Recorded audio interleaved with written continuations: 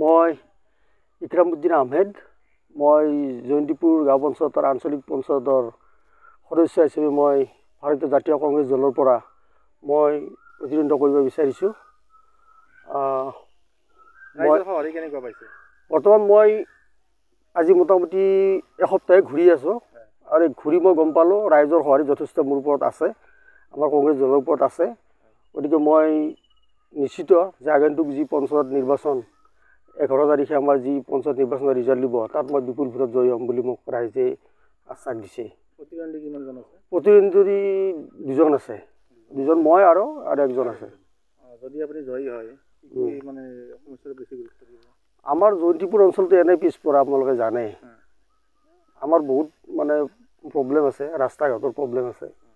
তাৰপৰা আমাৰ বহুত দুখীয়া মানুহ আছে, চৰকাৰী ঘৰ এনেকুৱা ধৰণৰ বহুত কিছুমান কাম কৰিবলগীয়া বাকী আছে। গতিকে মই যদি জয় হ'ব পাৰোঁ এনেকুৱা কিছুমান কাম কৰিম।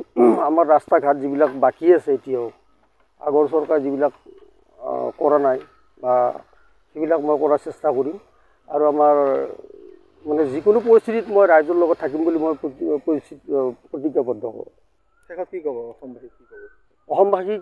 মই এটাই কথা ক'ব বিচাৰিম যে অসমত যিমান ভাৰতীয় জাতীয় কংগ্ৰেছ দলৰ পৰা প্ৰাৰ্থী প্ৰতিদ্বন্দ্বিতা কৰিছে, কংগ্ৰেছ দলৰ হাতৰ ছবিত সকলোকে ভোট দিয়ক, সেইটোৱে মই আশা কৰিম।